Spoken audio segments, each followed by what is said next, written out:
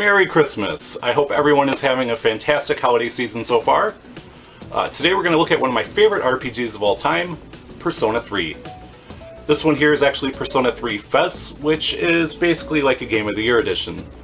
Numerous things were added to it, the biggest of which is a 30-hour bonus quest called The Answer. We will deal with that one in another video. For today, let's take a look at Persona 3, The Journey. Attention passengers. We sincerely apologize for any inconvenience caused by the delay. The next stop is Iwo. You got to let it move first, let it out. Iwo Todai. Damn depressed, let's get it up. Damn, what you gonna do is Iwo Todai. Iwo Todai. This is the final train bound for Tatsumi Port Island. Please make sure you board in time for departure. Iwo Todai. Iwo Todai.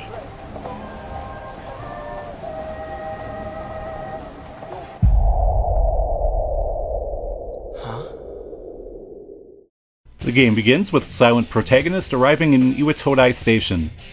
Shortly after getting off the train, something strange happens. All the power in the city seems to be shut down, and all electronic devices stop working. On top of that, all of the people disappeared and have been replaced with coffins. Things go back to normal shortly after he arrives at his dorm. He soon learns that there is actually an extra hour every day. Most people are oblivious to this dark hour, but you and everyone in your dorm are different. Not only can you perceive this 25th hour, but you also notice monsters called shadows that occasionally roam the town. An upperclassman gets chased back to the dorm by one of these shadows, and it is at this moment that you discover that you are able to summon something called a persona, which is a manifestation of your psyche. With this newfound power, you are able to defeat the shadow at your dorm. These shadows seem to appear about once a month, and the group believes that they are linked to both the Dark Hour and a mysterious illness called apathy syndrome that affects anyone that hasn't transmogrified into a coffin during the Dark Hour. Persona 3's story is definitely interesting. It can be very dark and sometimes tragic, but there is also a good amount of humor sprinkled throughout. What makes the plot even more enjoyable is the excellent cast of characters. Every single member of your team is extremely likable and also have a good amount of backstory. Many have had very troubling pasts, which seem to tie in closely with the strange events that have been happening lately. Not only are the playable characters well written, but also some of the non-playable characters that you will interact with via something called social links. You will make bonds with certain characters throughout the game, and by spending time with them, you will increase that social link's rank. Each of these is tied to an arcana, and leveling it up will increase the bonus experience given when fusing a persona of the same arcana. This lets you get access to some personas that are 1 to 5 levels higher than you, which you would normally be unable to fuse. Not only is this useful in terms of stats, but it will also add some very useful spells and skills to your repertoire. This marriage of personas and social links also works the other way. If you possess a persona of a certain arcana and decide to spend time with someone of the same arcana, it will greatly increase the chances of that link leveling up. It's really cool how these seemingly separate aspects of the game are tied together, and it works surprisingly well. One thing I didn't care for was how the game trolls you by presenting you with social links that you cannot actually begin until after you've spent a month or two leveling up your traits. A good example of this is the Star Arcana social link. The character says, "Hey, we should hang out sometime, you can find me at the mall." So you go to the mall the next opportunity you have, only to find out that the game won't let you begin the link until your courage is at level 4. And it takes a long time to level up these traits. I guess it gives you a goal to work towards, but I would have preferred it if they got rid of the trait requirements and just let you begin the social links whenever they become available. The game has 2 main facets to it. There's the high school sim portion, and dungeon exploration in a huge tower called Tartarus. This dungeon appears? What's up with that goofy hipster walk? Oh, dopey. Anyways, this dungeon appears where your school would normally be every night during the dark hour.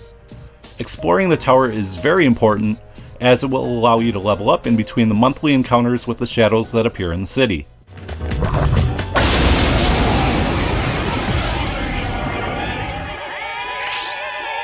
There are 3 enemies. Be careful. cheering you on from here. The combat in Persona 3 is a lot of fun.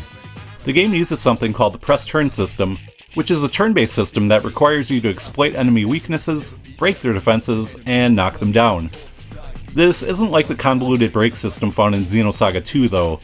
You don't have to spend 1100 turns building up stock, only to have your chain get interrupted because you attacked a monster with the wrong gender, and yes, that is actually a thing in Xenosaga 2.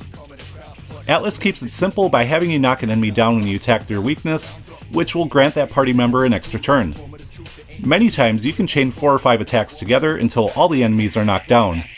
When this happens, your party will be able to execute an all-out attack, which will usually kill every enemy. I've heard many people complain about the uncontrollable AI party members in battle.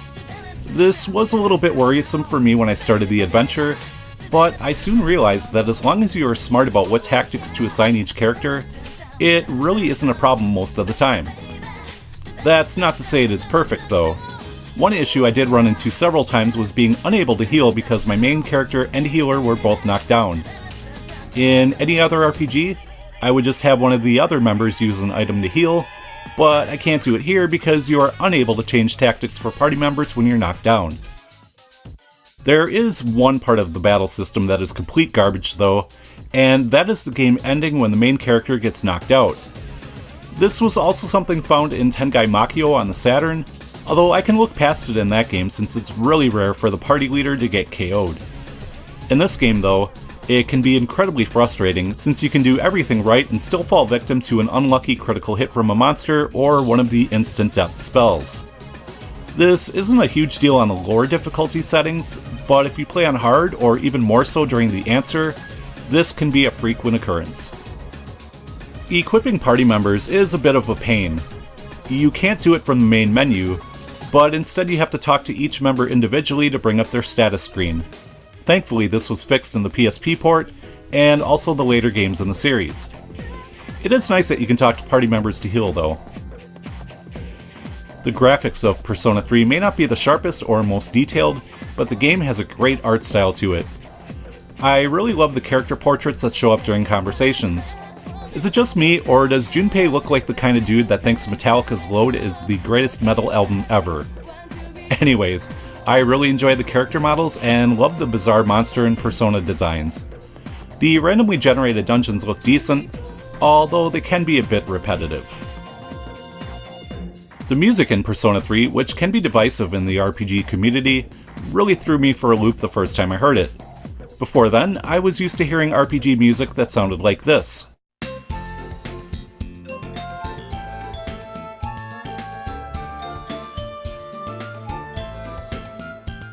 And was not expecting to hear J-pop and hip-hop during my adventure. After playing a few hours though, I realized just how perfectly the style of music fits in with the modern-day Japanese high school setting. One of my favorites has to be the music that plays in your dorm, which me and my family jokingly call the demon rap.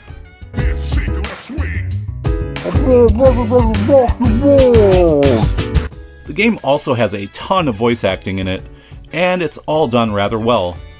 There may be one or two dull performances, but every other voice actor did a fantastic job with their characters.